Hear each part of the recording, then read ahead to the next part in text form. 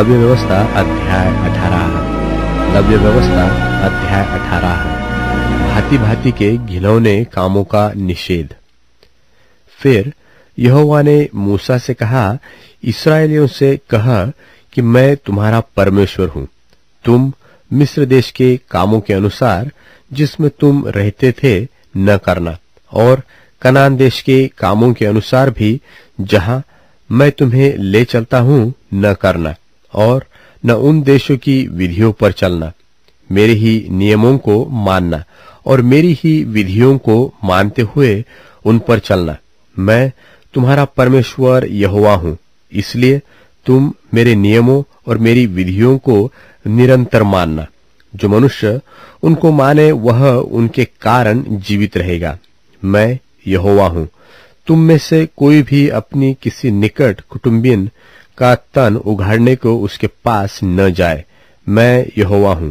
अपनी माता का तन जो तुम्हारे पिता का तन है न उघाड़ना, वह तो तुम्हारी माता है, इसलिए तुम उसका तन न उघाड़ना। अपनी सौतेली माता का भी तन न उघाड़ना, वह तो तुम्हारे पिता का ही तन है। अपनी बहन चाहे सगी हो चाहे सौतेली हो, चाहे वह घर में उत्पन्न हुई हो चाहे बाहर, उसका तन न उघाड़ना। अपनी पोती व अपनी नतिनी का तन न उघाड़ना। उनकी देह तो मानो तुम्हारी ही है। तुम्हारी सौतेली बहन जो तुम्हारे पिता के उत्पन्न हुए, वह तुम्हारी बहन है, इस कारण उसका तन न उघाड़ना। अपनी फूफी का तन न उघाड़ना, वह तो तुम्हारे पिता की निकट कुटुंबिनी है। अपनी मौसी का तन न उघाड़ना, क्योंकि वह तुम्हारी माता की निकट कुटुंबिनी है। अपने चाचा का तन न उघाड़ना, अर्थात उसकी स्त्री के पास न जाना, वह तो तुम्हारी चाची है। अपनी बहू का तन न उघाड़ना, वह तो तुम्हारे बेटे की स्त्री है, इस कारण तुम उसका तन न उघाड़ना। अपनी भौजी का तन न उघाड़ना, वह तो तुम्हारे भाई ही का तन है। किसी की स्त्री और उसकी बेटी दोनों का तन न उघाड़ना, और उसकी पोती को व उसकी नतिनी को अपनी स्त्री करके उसका तन न उघाड़ना। वे तो निकट कुटुंबिनी है। ऐसा करना महापाप है। और अपनी स्त्री की बहन को भी अपनी स्त्री करके उसकी सौत न करना, कि पहली के जीवित रहते हुए उसका तन भी उघाड़े। फिर जब तक कोई स्त्री अपने कृत्य के कारण अशुद्ध रहे, तब तक उसके पास उसका तन उघाड़ने को न जाना।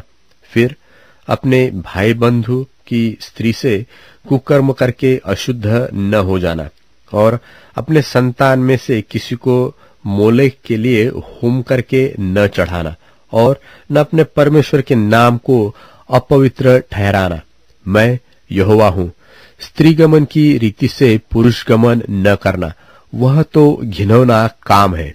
किसी जाति के पशु के साथ पशुगमन करके अशुद्ध न हो जाना, और न कोई स्त्री पशु के सामने इसलिए खड़ी हो कि उसके संग कुकर्म करे, यह तो उल्टी बात है।